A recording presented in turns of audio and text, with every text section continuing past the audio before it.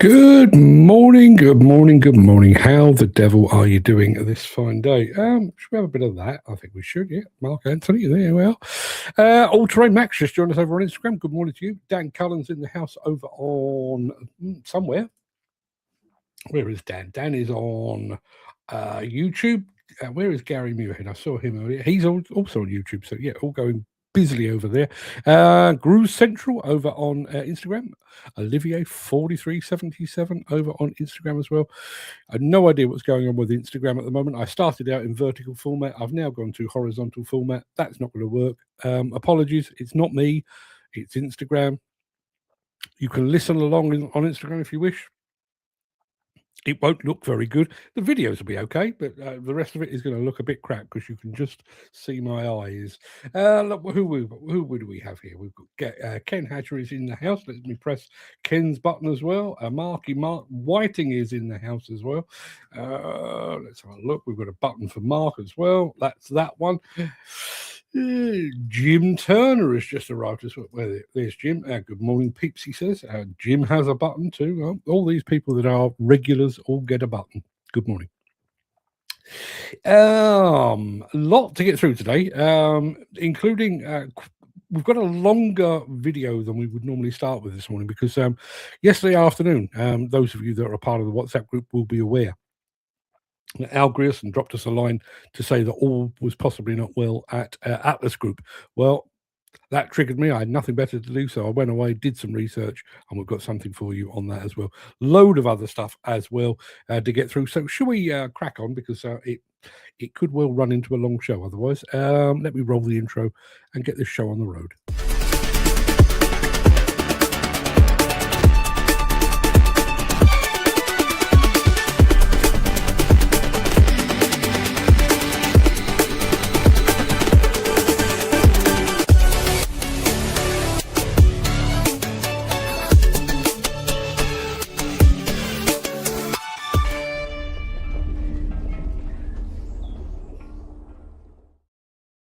It is Tuesday, the 10th of February. Welcome to the Breakfast Show. I am your host, Mark Anthony, the Walrus of Demolition, the Lord High Chancellor of live streaming, and the authentic voice of the global demolition industry. In today's show, Atlas Group. How did we get here?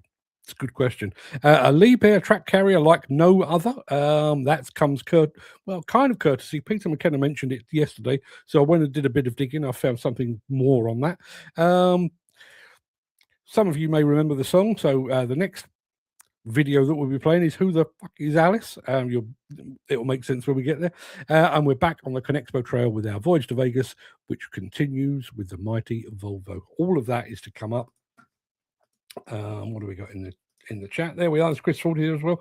Good morning, fellow gentlemen. Are you ready for your daily dose? I hope you are ready for your daily dose, because there's plenty of it. Let's take Chris out of the way and let's do a bit of. We'll do Cat, and then we'll go over and have a good old natter about Atlas.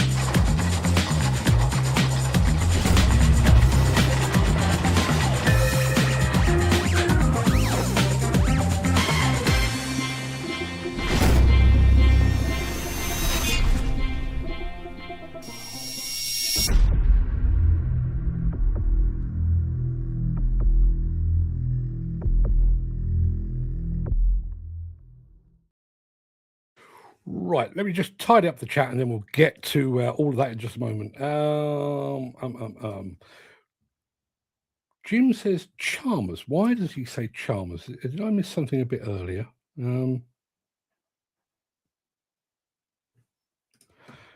Question is, who would be better? Not Hang on a minute.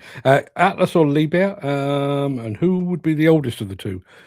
I think Atlas is older, actually. Fairly sure that the official take on Liebherr is they started just post-war, I think, off the top of my head. So Chalmers or Fiat? That's what we're talking about. We'll come to all of that. So yes, yesterday afternoon, news broke that the fine folks at Atlas Group had applied for insolvency protection, and it's a slightly different one to what we normally report. We normally talk about them going into insolvency, and that means the die has been cast. It's all going tits up and game over. This German system basically allows the current management to remain in place. They're not selling anything. They've got wages paid up until April. They're still processing orders. They're still dealing with parts and service and all of the things that go on. So they're trying to salvage it. Doesn't detract from the fact that, obviously, if you're applying for insolvency protection, all is not well, but hopefully they can bring it back. So I thought I'd go back and have a look at how we got here, the history of Atlas, and that's exactly what you're going to watch now. It's about nearly 8 minutes long, but I hope you enjoy it because I enjoyed researching it. Here we go. For over 100 years, the name Atlas has been a titan of German engineering. It stood for strength, for endurance, for real innovation. But today, that very titan is under some serious pressure. So let's dig into the story of Atlas GmbH and figure out how it got to this make-or-break moment. So, February 9th, 2026, Delmenhorst, Germany. That's when the story takes a really dramatic turn. Right in the heart of Lower Saxony, news breaks that sends shockwaves through the entire heavy equipment industry. This iconic company, a symbol of post-war rebirth and a global powerhouse, has run into serious trouble. And look, this is way more than just another business headline. As one source put it, this is a sobering twist in a story that's been going for a century. To really get why this is such a big deal, we've got to understand what's happening right now, and then we're going to rewind the clock. All right, let's get right into the present-day crisis. Atlas GmbH has filed for insolvency protection. Now, this isn't necessarily a move to shut the company down, but to give it some breathing room to restructure. So what does that actually mean? Okay, so the key term you need to know here is self-administration, or Eigenverwaltung in German. This is really important because it's not your typical bankruptcy where everything gets sold off. No, under German law, this actually lets the current management, the folks who know the business inside and out, stay in control to try and fix things. They have a court-appointed guardian looking over their shoulder for sure, but the whole goal here is recovery, not liquidation. So, you might be asking, why did it come to this? Well, the company pointed to three main reasons. First up, the construction industry has been in a major slump. Then, you've got the simple fact that it's just really expensive to build these incredible machines in Germany right now. Think high energy and labor costs. And finally, when you have fewer orders coming in the door, your amazing high-tech factories, well, they're just not running at full steam. It was literally a perfect storm. Okay, so a German manufacturer is in trouble. Why should you care? Well, here's the thing. Atlas isn't just any company. Their legacy is built on some truly game-changing ideas that honestly helped shape the world we see around us today. Just take a look at this. Back in 1936, they picked the name Atlas. The titan from Greek mythology holding up the world. Pretty bold, right? But they absolutely lived up to it. Because in 1951, they did something incredible. They developed the world's first fully hydraulic excavator. This was a revolution. Before Atlas, these machines were all clunky, cable-operated beasts. Atlas gave them surgical precision. And it didn't stop there. In '65, they invent the first railroad excavator, a machine that can work on roads and train tracks. It's a market niche they basically created and have dominated for, 60 years. A legacy like that doesn't just appear out of thin air. It all started with one man and a single vision right in the aftermath of World War I. So let's go back to the beginning. So picture this. It's 1919. The war is over. A guy named Heinrich Weyhausen looks around and sees a country that needs to be rebuilt. And maybe even more important, it needs to be fed. So what does he do? He starts building tough, dependable machinery for farmers. His goal wasn't some grand plan for a global empire. It was simple. Make tools that farmers could count on every single day. Now, fast forward to after World War II. Europe's economic miracle is kicking into gear, and suddenly, demand for Atlas machines just explodes. This growth was insane. They opened a brand new plant in Vecta just to make hydraulic cylinders. I mean, the literal heart and soul of their excavators. Then, a few years later, a huge new facility in Ganderkesee becomes their main hub for assembly and all their research and development. By 1962, they're even setting up shop in Scotland. They were growing and growing fast. But you know how these stories go. With all that success came some serious growing pains. The next part of the Atlas story gets complicated. We're talking about family drama and the pressures of a world that was getting smaller. So here's where it gets wild. The founding family splits up. In 1971, the founders' sons basically go their separate ways and create two different companies. But here's the kicker. They were both using the Atlas name. Can you imagine the confusion? You had one brother making excavators and cranes and the other making wheel loaders, all under the same brand. This messy situation lasted for nearly 4 decades and caused a ton of confusion in the marketplace. All right, so as we head into the 2000s, the financial pressure is really building, and it leads to a sale that would fundamentally change who Atlas was. That iconic orange color, which the workers were so proud of they called it orange blood, was about to be wiped away. So in 2001, the American giant Terex swoops in and buys the company.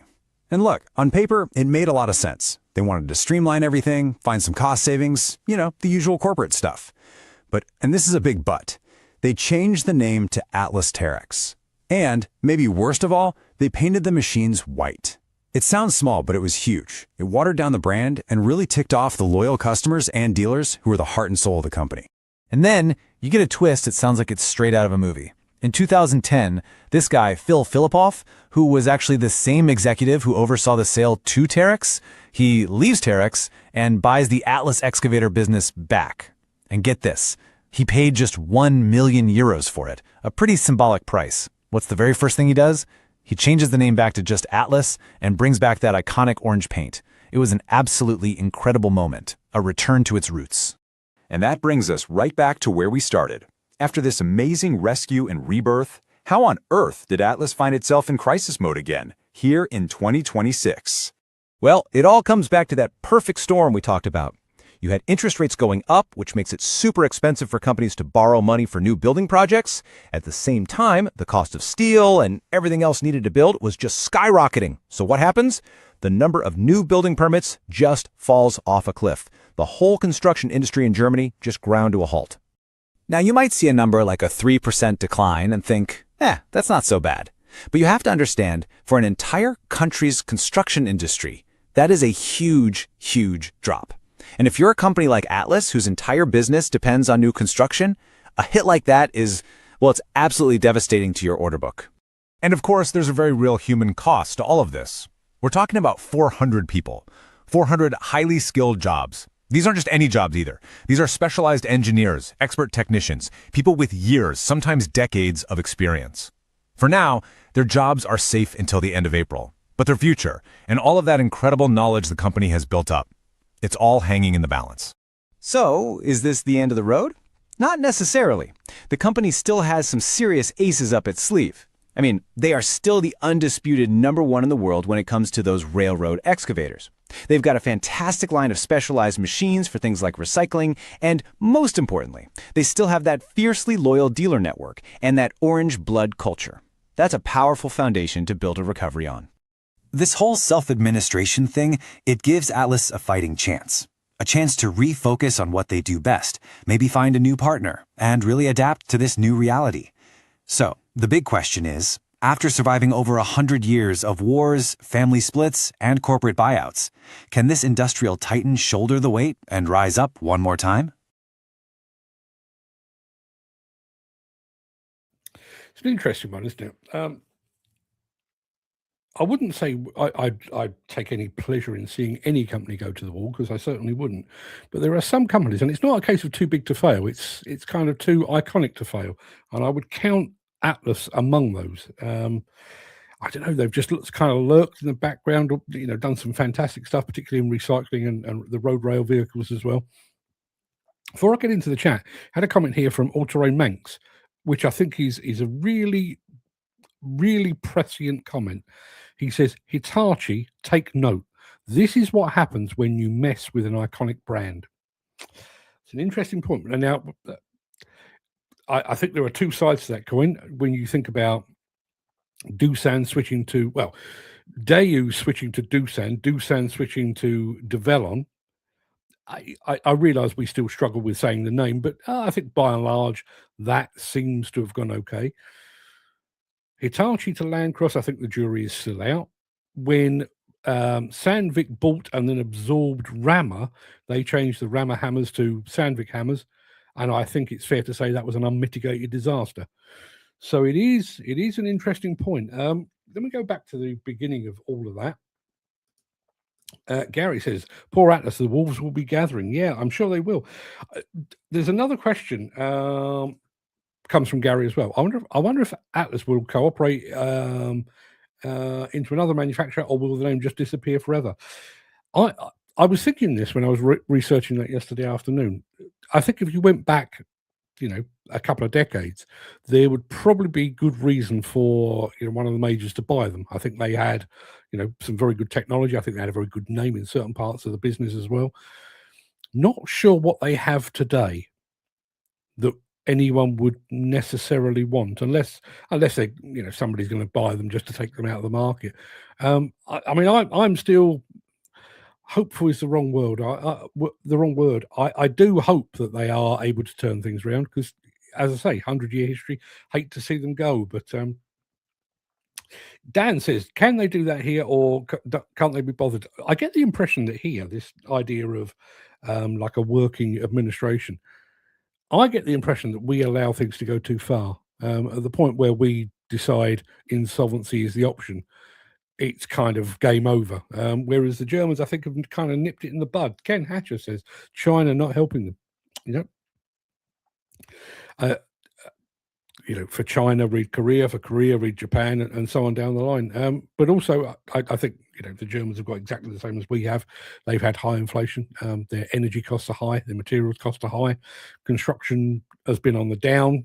What was it? 3% down. 3% down, as that spiel said, doesn't sound like a lot, but 3% when you do it in Deutschmarks or euros or dollar value, you're talking about a hell of a lot. And let's be honest, they are in a very, very competitive market. I mean, when you think about the road rail vehicles and stuff like that, who are they competing against? They're competing with the likes of Liebherr and Volvo. That's a battle I wouldn't want to go into. That's interesting. First RRV. No, we've done that one. Yeah, interesting, that split and still use the same name. I mean, obviously, the other side now, the bit that does the wheel loaders, and I have to say the wheel loaders are very, very smart. That is now Waco. It used to be Atlas Weyhausen, then it became kind of Atlas and Weyhausen, and Weyhausen became Waco. All very, very confused. Gary, yeah, I remember that too. Fairly sure I went there, I was racking my brains about that last night. I'm fairly sure I do. I did go there. Is there any new Atlases in the UK? I know there are on rail. I don't know. I don't even know who sells Atlas here in the UK. There was something in the back of my head that thought it might be Blue Machinery, but I don't know. Because obviously they have Fuchs, and Fuchs and Atlas kind of compete with each other in recycling. Not that I don't think Bloom have a major issue with having competing brands in their portfolio. I wonder if this is how Liebherr came into the market. I think it was a bit more localized than that. I remember having an Atlas bucket on my cat. Very heavy, says Ken Hatcher. You've got to wonder, after listening to all this, how and why did they get into this situation? It's a good question, and it also makes. I mean, obviously, when you think about the major players in this industry, the Volvos, the Liebherrs, the Caterpillars, the Hitachis, and so on, you get the impression they're too big to fail. But don't forget, it is such a competitive market, and if the economy goes against you, and you're not geared right, or even something as simple as if you miss kind of a turn in the technological revolution,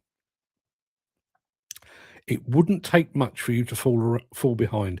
You think about the way, specifically excavators, brand A. Let's say JCB bring out a new excavator that's got everything that everyone else has got, plus an additional gadget.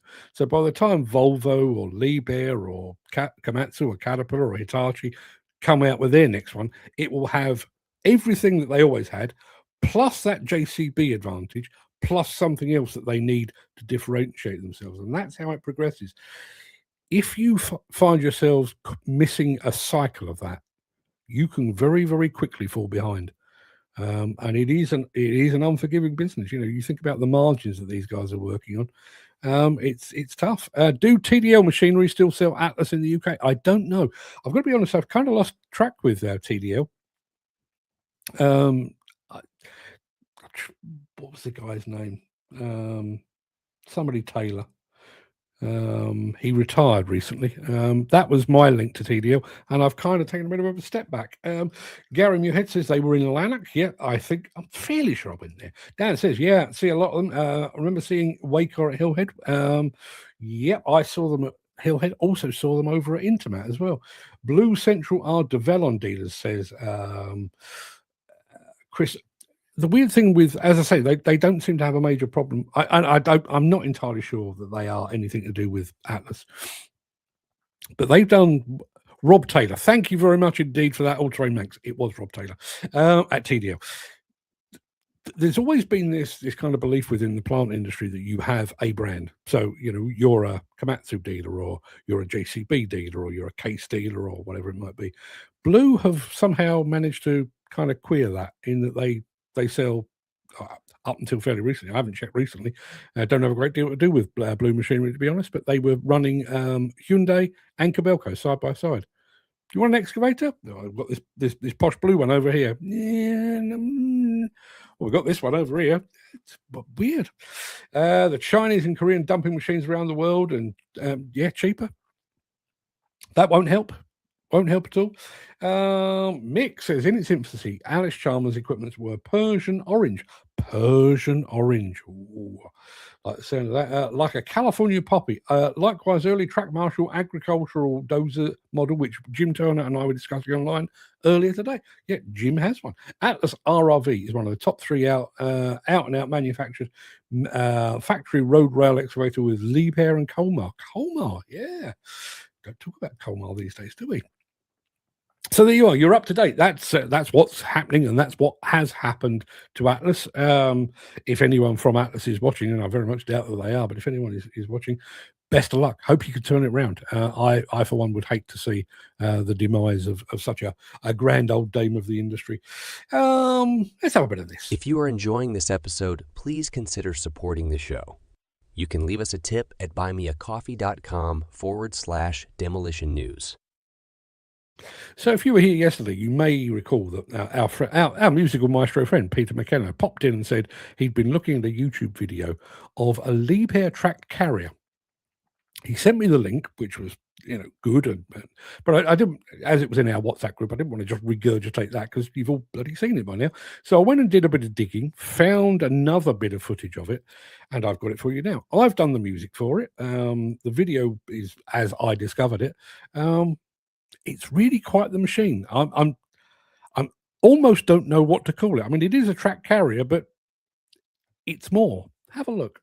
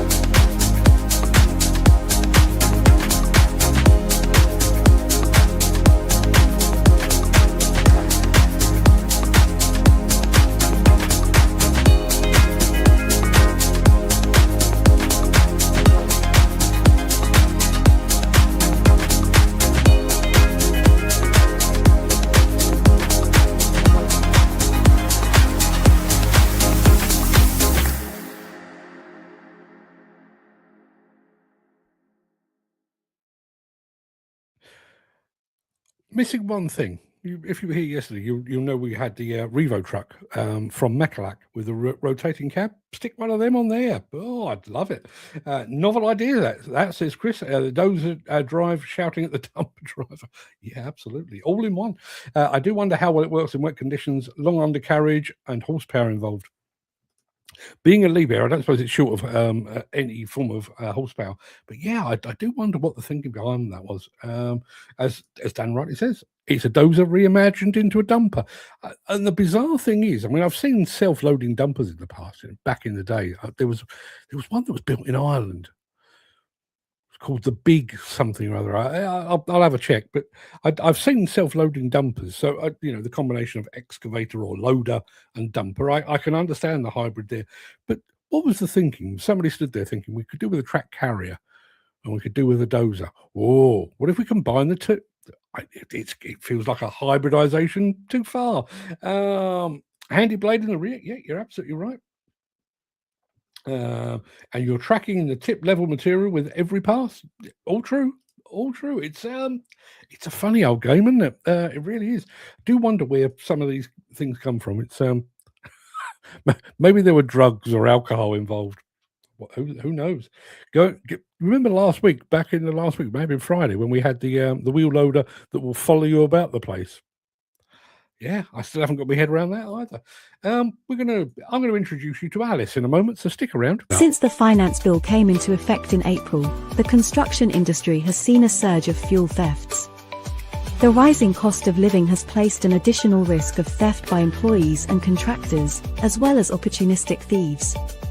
By using diesel dye and placing warnings of its use, you are sending a clear message that this is your fuel.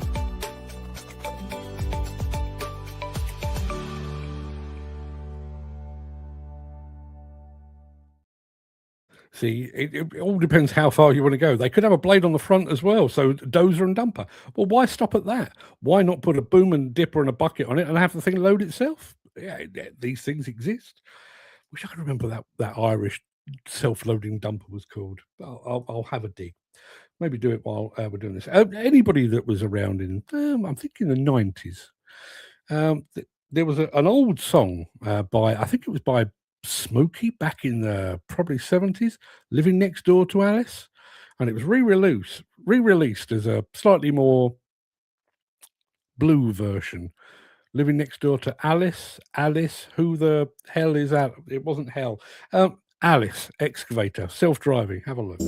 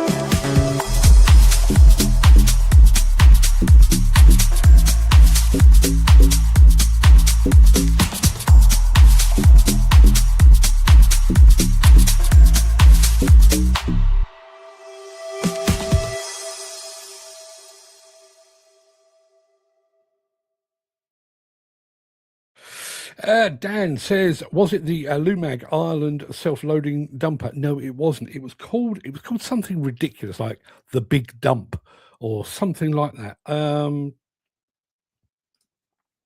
Are you thinking of the guy who was at Plantworks, had the self-loading converted dumper? I wouldn't have thought so. This was a machine. It would have been the late 80s. I have been on Google and I can't find it anywhere. It was late 1980s, definitely built in Ireland. It was called the Big something or other. And it was literally excavator, track carrier combined. It's a weird thing. Don't remember it really taking off, but it was called the Big something or other. Going back to the track carrier dozer thing. Mick Norton says, good concept. Liebherr thinking outside the box. Rauper. Rauper is German for dozer. I did not know that. For dozer in the equipment title. There you are. You live and look. This show is an education, isn't it? Not entirely sure it will teach you anything worth knowing, but it's an education. We're off to Las Vegas in just a moment with the fine folks at Volvo.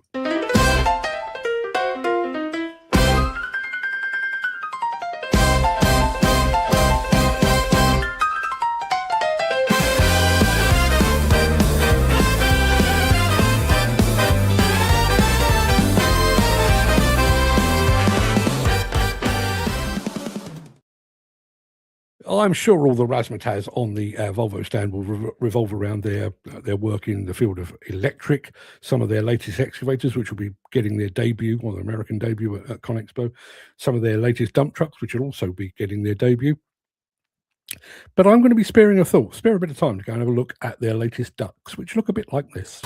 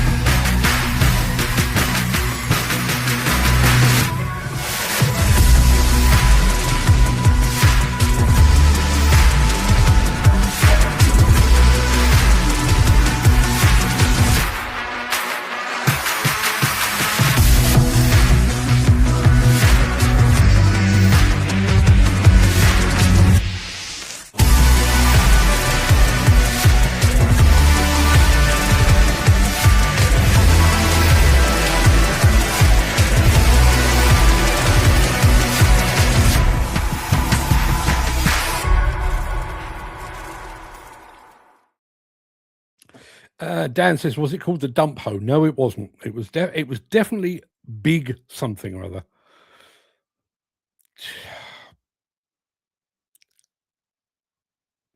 I'm going to strain my brain thinking about it. If I remember, I'll let you know. I'll let you know in the WhatsApp group. Anyway, between now and then, that's about it for the main part of this morning show. I'm going to roll the outro in just a second before leaping gazelle-like over into the morning monologue.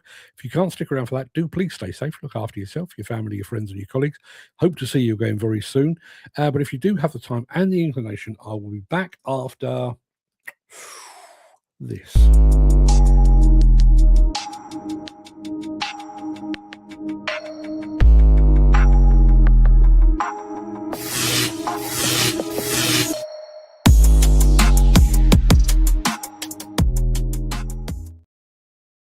It begins when we're at school. We're judged on our punctuality and upon our appearance. We're judged on our grasp of spelling, grammar, and the intricate rules of mathematics. We're judged upon our ability to retain and regurgitate historic dates and scientific facts before the final judgment of our end-of-school exams. But as anyone in the demolition and construction industry will attest, that judgment is merely the beginning. There was a time when the demolition and construction industry operated like the Wild West. It was a period defined by a brutal sort of autonomy. A man's worth was measured by his output. There were no retina scanners clocking him in and out, no telematic sensors monitoring his idle time. was a frontier where the only judge was a site foreman, and his verdict was final. But as the industry matured, we demanded order. We wanted to move away from the cowboy reputation and professionalize the sector. But in our haste to regulate, have we overcorrected? We've traded the grit of the frontier for a culture of relentless, overlapping scrutiny. Today, every worker and every firm stands perpetually in the dock, awaiting a judgment verdict. For the individual worker, the trial begins long before they even arrive at the site gate. They're first judged by the education system, then by industry training providers. We've reached a point where we no longer judge a person on their innate ability to handle a machine, but on their ability to pass a multiple choice health and safety touchscreen test. Once they've secured their plastic badge of competence, the interviews begin. Agencies, HR departments, and site managers all sit in judgment. But the scrutiny doesn't end once they're on the payroll. In the modern age, the machinery itself has been deputized. If an operator climbs into the cab of an excavator, they're being watched by a digital judge. The telematics system records every second of idle time, every litre of fuel consumed, and every movement of the joystick. The machine is no longer just a tool, it's a witness for the prosecution. If the operator pauses, the machine logs their inactivity. The data judges them as inefficient, even when their human brain was prioritizing safety. It's a weird contradiction. We judge safety with our eyes, but we judge for profit with our software. And the individual is just the start. For a demolition firm to even be considered for a project, they must first survive the pre-qualification questionnaire, a trial by bureaucracy that has become increasingly detached from the reality of work. Companies are judged on their financial turnover, their insurance limits, and their compliance with a dizzying array of ISO standards. We demand to see modern slavery statements, mental health policies, and carbon reduction plans. And while each of those has their place, they form a burden of proof that often excludes highly skilled specialist contractors in favour of those with the largest administrative departments. And once the contract is secured, the auditing begins.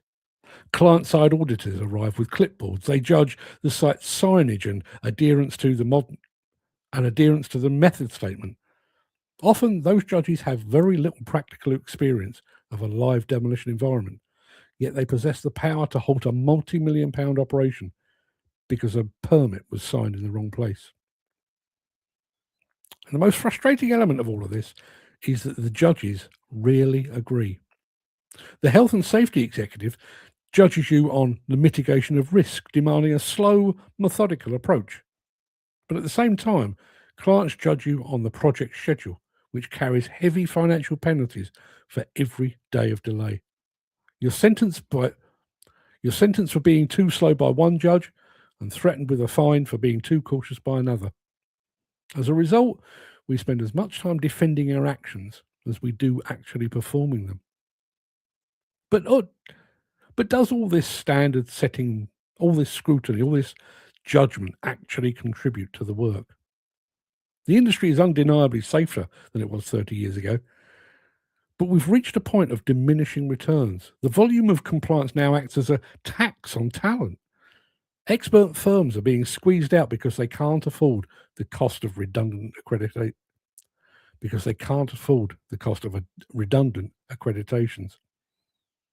The final question, of course, is this: who's holding the regulators to account? The judges seem to be a protected class. They issue edicts from head offices, sentencing the people doing the heavy lifting, even when they've never lifted anything heavier than a pen themselves.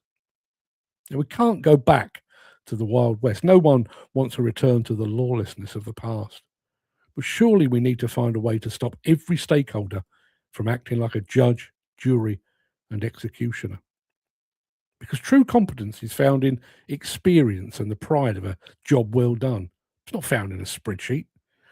If we continue to judge every breath a worker takes through a lens of suspicion, we'll eventually find ourselves with an industry of perfect paperwork, but no one left who actually knows how to do the job.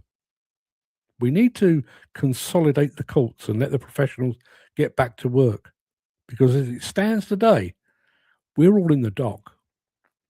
There you are. Judge not yet, lest you be judged. Or I'm not much on biblicals, but there you are. Was it the big gym built by Kelvin Engineering in Dublin? Oh, the big gym. Maybe. I wonder. I mean, as soon as I see it, I'll know it. What are they called?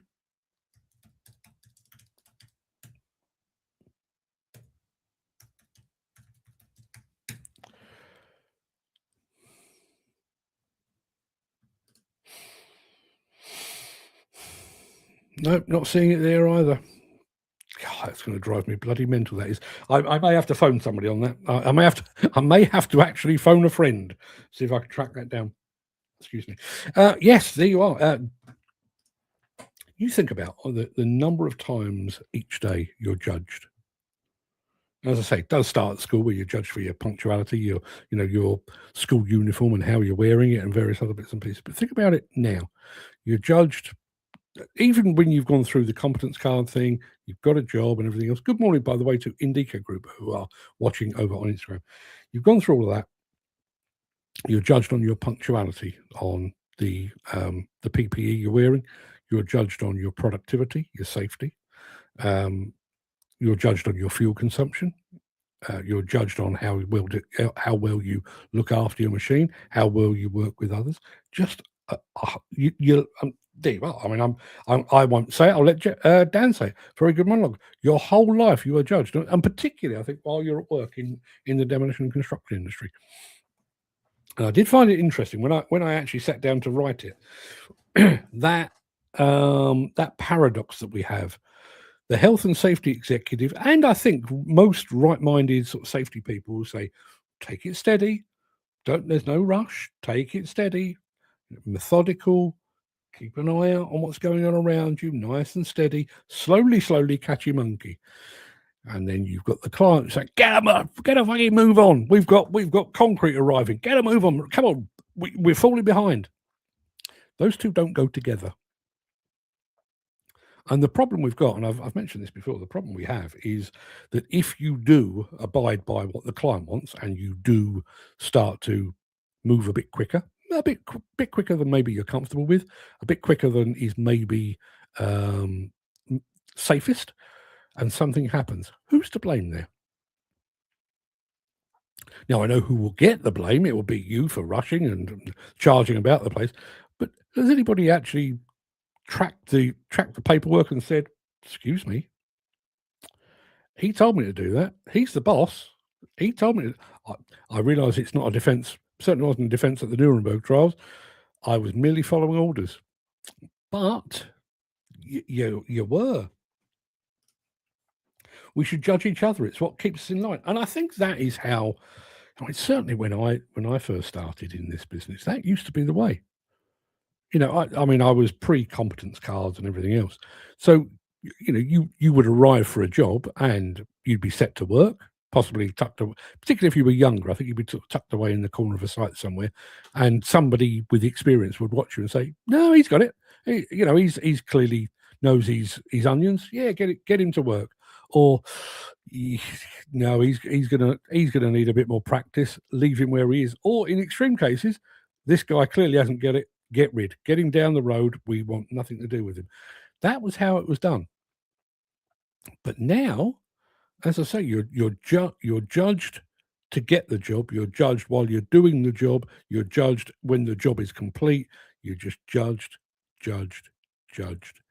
all the time. And I mean, because we've got some operators in the audience, and I try to write some of these things specifically with them in mind. We do have a situation now where our machines are, I describe them as a witness for the prosecution. In actual fact, your machine is basically a big old grass.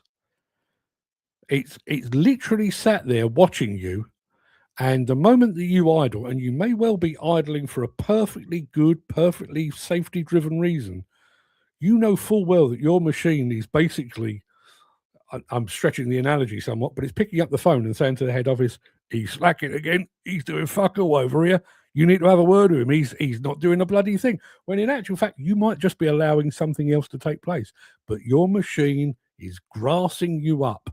It really is. Mick Norton says, I remember being on a tier 1 contractor site to assess an Irish team of piling rig operators on a £2 million CFA rig where we couldn't proceed until edge protection had been installed on the upper deck of the rig. 2-day delay, which cost the client £500 an hour downtime. The problem with that, I mean, I'm sure you're going back a few years there.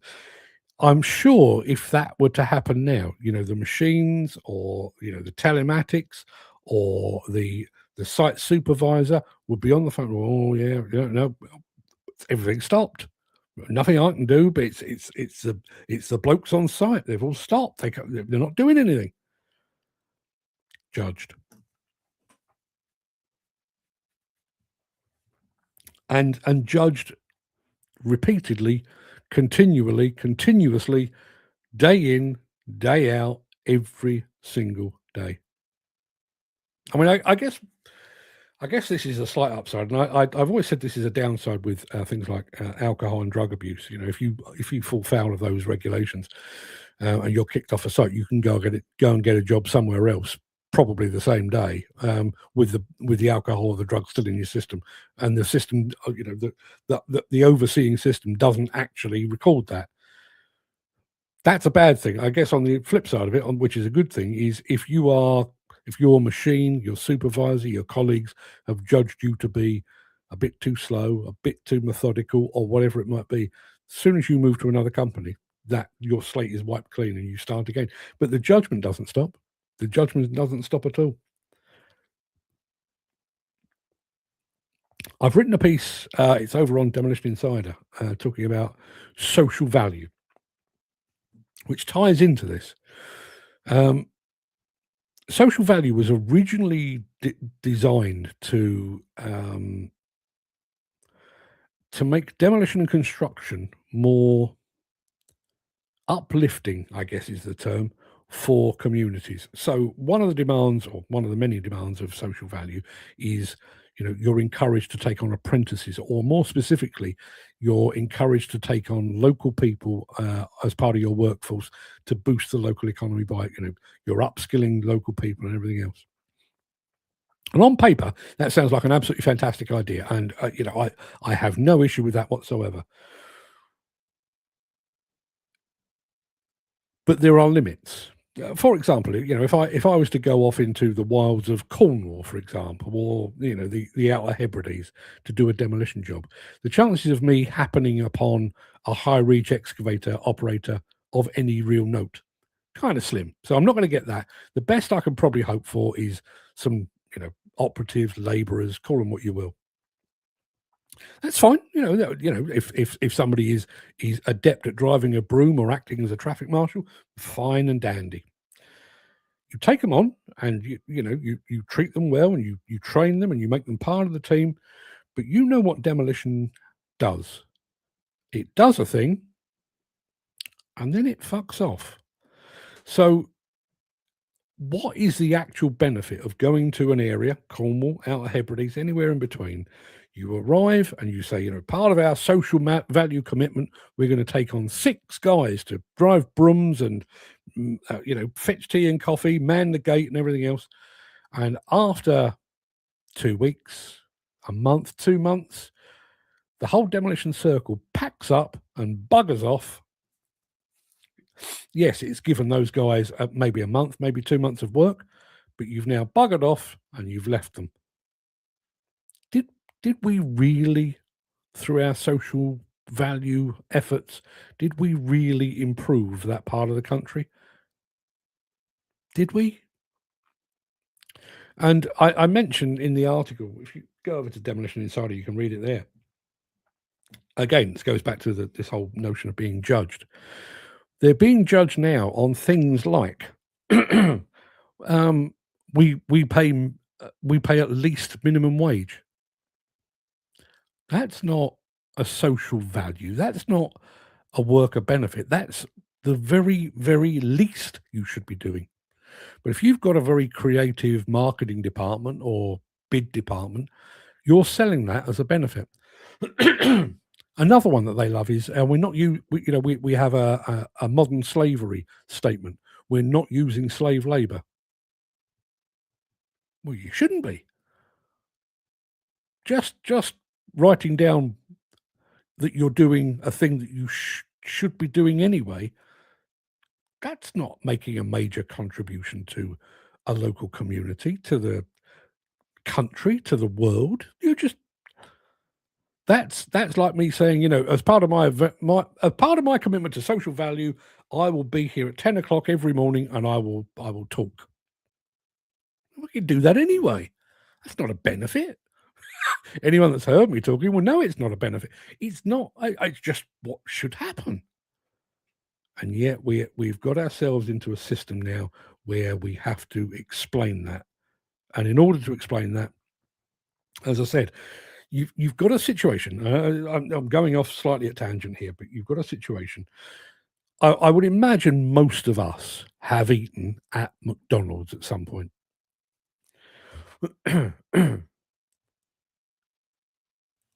Don't get me wrong, I'm not going to be snobby about it. Sometimes I quite fancy McDonald's. But I don't think anyone would actually argue that it is the best burger on the planet. It's okay, but what McDonald's have is an incredible marketing team. I'm loving it. They're on every street corner. They've just they are basically the modern major demolition or construction company. They tell a really good story. When a bid goes out for a £1 million bridge demolition, £2 million, £10 million bridge demolition, in truth, there's probably 2 or 3 companies in the country who should be first in mind for that because they do the job very, very well. But full well they'll be competing with people that don't do much bridge demolition, but their marketing department will tell you all about their commitment to stamping out modern slavery, about the fact that they're an equal opportunities employer, the fact that they've got a mental health first aider for every 100 members of their team. None of which will actually make that bridge demolition any better. In fact, it won't have any impact on that bridge demolition whatsoever.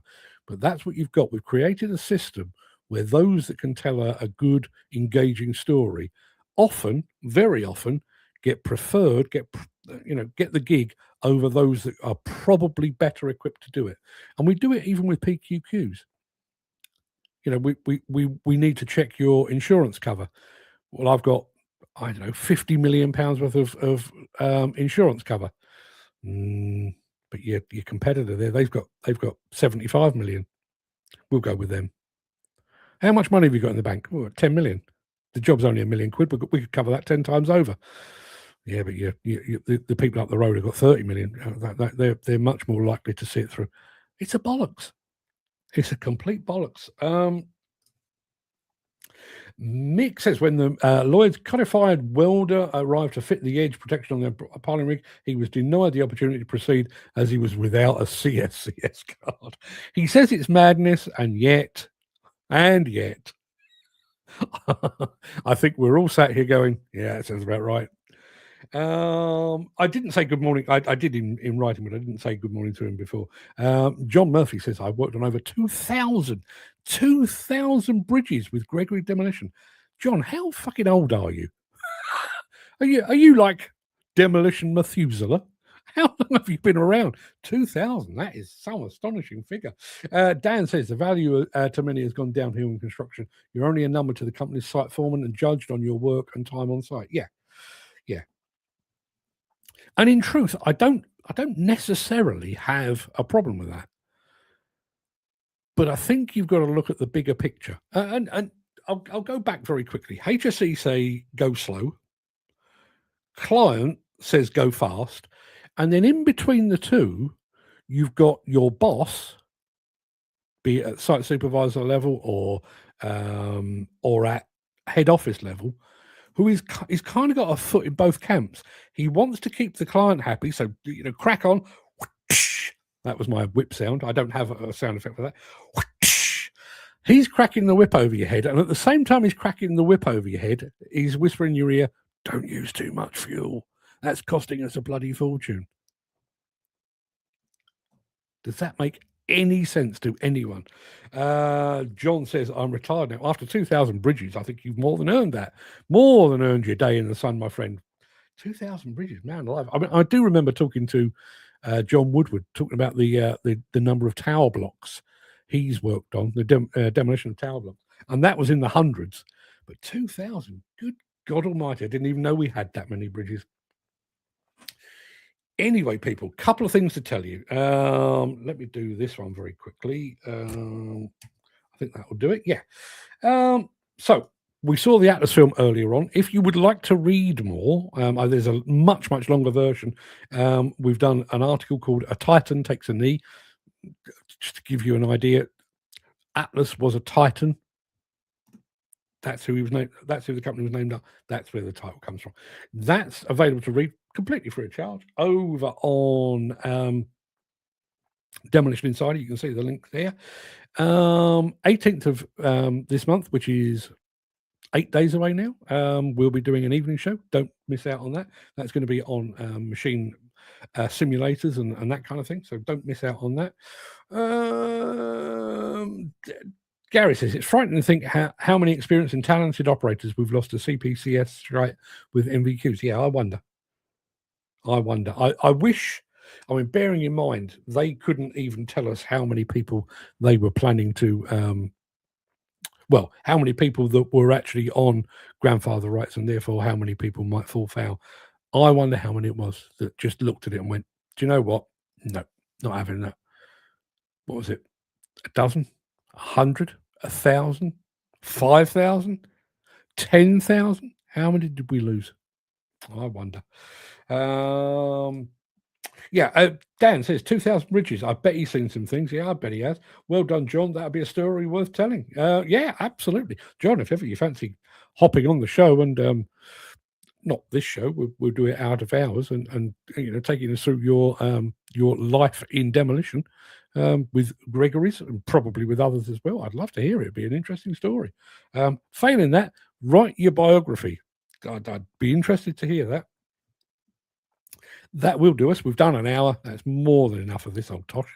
I'll be back tomorrow if you get more of the same. Until then, everybody, have a fantastic day. Don't forget you've got homework to do. Go and have a look over at Demolition Insider and you can find out even more about the mighty Atlas and how it all came to where we are today.